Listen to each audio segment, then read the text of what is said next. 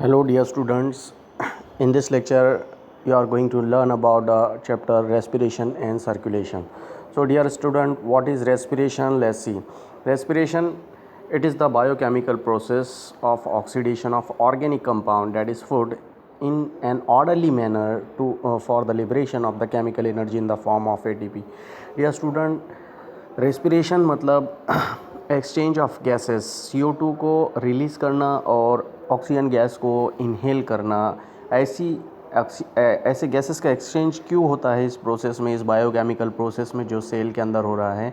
ये ऐसा इसलिए होता है क्योंकि या स्टूडेंट्स ऐसा इसलिए होता है क्योंकि जो कॉम्प्लेक्स कंपाउंड है, यानी ऐसे कंपाउंड जिसके अंदर एनर्जी छुपी हुई है, जैसे हम जो फूड खाते हैं, जो फूड अपने बॉडी में आता है तो उसमें न्यूट्रिएंट्स होते हैं बहुत सारे, और वो न्यूट्रिएंट्स में से न्यूट्रिएंट्स वाले फूड को ही हम ऑर्गेनिक, उसमें ऑर्गेनिक कंपाउंड होते हैं जैसे प्रोटीन, कार्बोहाइड्रेट, विटामिन, लिपिड वगैरह, फैट वगैरह। तो उनसे एनर्जी उनमें से एनर्जी निकालना इतना इजी नहीं होता। उसको एनर्जाइज करने के लिए, उसमें से एनर्जी निकालने के लिए उनको ब्रेक करना पड़ता है, यानी वो कॉम्प्लेक्स कंपाउंड को सिंपल कंपाउंड में कन्वर्ट करना पड़ता है, और उसके लिए ऑक्सीजन चाहिए। इसलिए ऑक्सीजन गैस हमारे बॉडी में अंदर आती है और उस दौरान CO2 गैस बाहर निकलती है। तो इसलिए रेस्पिरेशन का मीनिंग ऑक्सीजन गैस को अंदर लेना और CO2 को बाहर निकालना होता है। लेकिन डियर स्टूडेंट्स, इसमें मेन जो एम है वो ये है, कॉम्प्लेक्स कंपाउंड यानी जो ऑर्गेनिक कंपाउंड हैं उनको ब्रेक करके उनसे छोटे छोटे कंपाउंड में कन्वर्ट करने वाला प्रोसेस ये है। और ऐसा क्यों कर रहे हैं? क्योंकि उनमें से एनर्जी निकलती है जब उन्हें ब्रेक करते हैं। उनके प्रोटीन को जब हम छोटे छोटे पार्ट अमाइनो एसिड्स में ब्रेक करते हैं या टर्शरी कार्बोहाइड्रेट को सेकेंडरी को प्राइमरी में कन्वर्ट करते हैं, या लिपिड को फैटी एसिड में कन्वर्ट करते हैं, तो तब उसमें से यानी क्या हुआ, कॉम्प्लेक्स कंपाउंड जो कॉम्प्लेक्स फॉर्म है, बड़ी फॉर्म है, बहुत कॉम्प्लेक्स फॉर्म है न्यूट्रिएंट्स की, तो डियर स्टूडेंट्स वो स्मॉल फॉर्म में कन्वर्ट होते हैं और उस टाइम पर हमें मिलता है एनर्जी। और वो जो एनर्जी है ATP की फॉर्म में, यानी एडिनोसिन ट्राइफॉस्फेट की फॉर्म में मिलती है।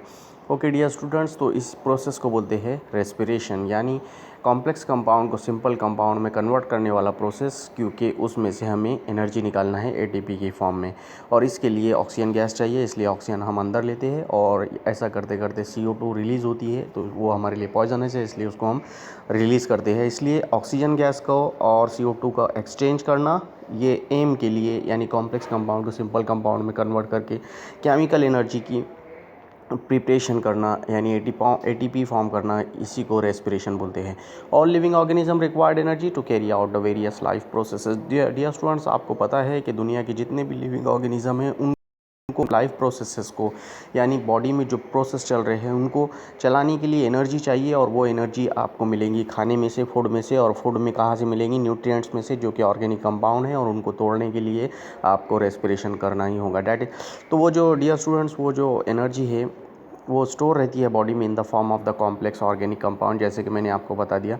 वो फूड के अंदर स्टोर रहती है, और उसको उसमें से एनर्जी निकालने के लिए आपको ये प्रोसेस करना पड़ेगा। It is how you are not usable by the organism. तो वो जो स्टोर रहती है कॉम्प्लेक्स फॉर्म में, उसको यूज़ करना आसान नहीं होता, तो इसीलिए उसको सिंपल फॉर्म में कन्वर्ट करना पड़ता है, unless it is converted into the usable form. जो अनयूज़फुल फॉर्म में है उसको यूज़फुल फॉर्म में लाने के लिए उसको कन्वर्जन करना पड़ेगा, और कन्वर्जन वाले प्रोसेस को ही हम बोलते हैं रेस्पिरेशन। यानी प्लांट और एनिमल रेस्पिरेशन करके अपना फूड तैयार करते हैं। तो कैसे तैयार करते हैं, यहाँ पर एक एग्जांपल दिख रहे हैं।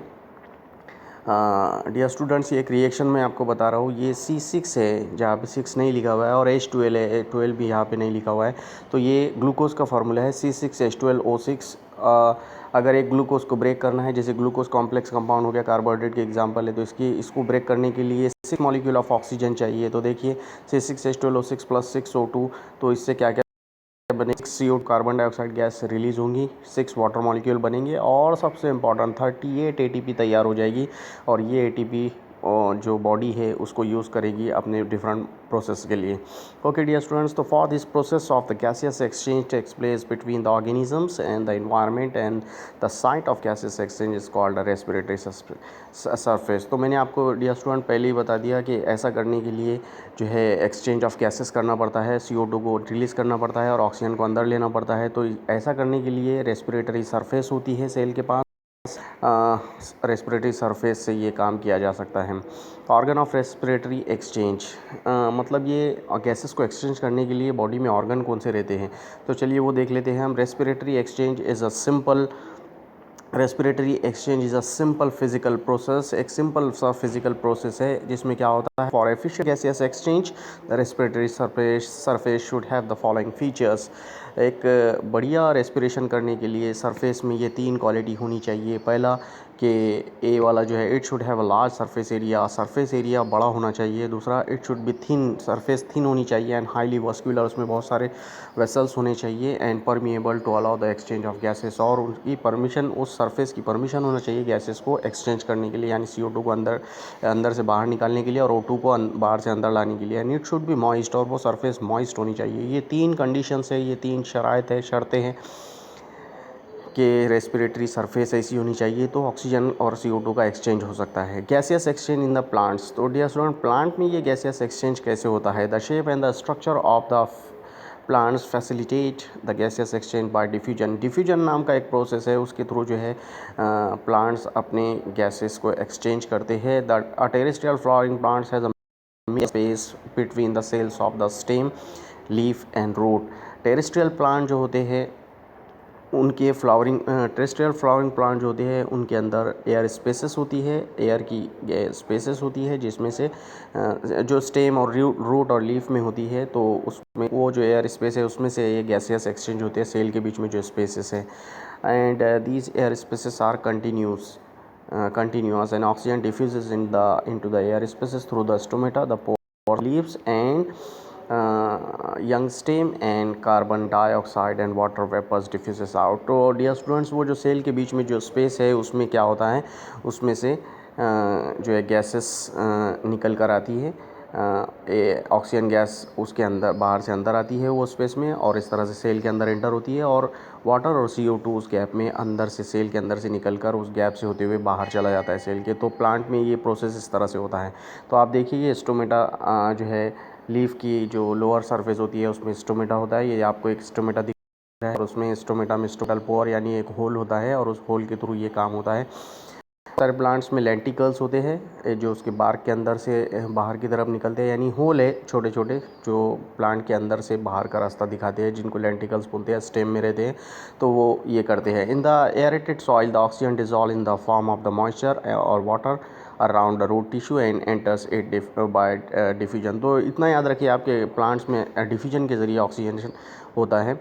और वुडी फ्लावरिंग प्लांट्स में क्या होता है, ट्री और शर्ब जैसे प्लांट्स में they have the external impervious bark या द गैसियस एक्सचेंज। मैंने आपको बताया कि लेंटिकल्स जो होते हैं, लेंटिकल्स के थ्रू ट्रीज़ और श्रब में उनकी स्टेम ये काम करके देती है, और जो ट्रॉपिकल ट्रीज़ है उनके अंदर लीफ के अंदर जो स्टोमेटा होता है एयर स्पेसिस के ज़रिए वो स्टोमेटा ये काम करके देता है। अब डियर स्टूडेंट देखते हैं जनरल में रेस्पिरेशन एनिमल में कैसे होता है। As compare to plants, animal show wide variety of the respiratory surface और ऑर्गन्स। तो प्लांट के कंपैरिजन में जो है एक बहुत सारा चेंजेस आपको दिखेगा रेस्पिरेशन करने के लिए रेस्पिरेटरी सरफेस में। The respiratory surface differ in the various animals, अलग अलग एनिमल में ये अलग अलग शेप की और अलग अलग रेगुलेटरी फंक्शन दिखाती है। In animal depending upon the complexity of the organisation the surrounding medium center part of the body have become specialized into the different types of the respiratory organs। तो surrounding medium और जो है ये बड़ा important role play करता है। अगर organisation complex हो यानी ऑर्गन बहुत बड़ा, यानी ऑर्गेनिज़म एक मैच्योर्ड ऑर्गेनिज़म हो, बड़ा ऑर्गेनिज़म हो, और जिसके अंदर बहुत सारे ऑर्गन को डेवलप करना है। In the higher animals these respiratory organs are also associated with the transport system के थ्रू जो है हायर एनिमल में ये ऑक्सीजन गैस इधर से उधर जाती है, या और CO2 एक जगह से दूसरी जगह जाती है। जैसे कि हमारे बॉडी में ब्लड होता है, तो ब्लड के अंदर हीमोग्लोबिन वाले सेल यानी रेड ब्लड सेल होते हैं, तो वो ऑक्सीजन गैस को लंग्स में से ले जाते हैं, पूरे बॉडी में जो है सर्कुलेट करते हैं और पूरे बॉडी से जमा करके CO2 को लेकर आते हैं और बॉडी से उनको बाहर लंग्स में डालते हैं और लंग्स उसको एक्सपायरेशन करके बॉडी के बाहर निकालता है। तो डियर स्टूडेंट्स, ये था थोड़ा सा इंट्रोडक्शन रेस्पिरेशन का, और इसके बाद हम नेक्स्ट लेक्चर में देखेंगे आगे की ह्यूमन रेस्पिरेटरी सिस्टम कैसे होता है। Thank you very much for watching.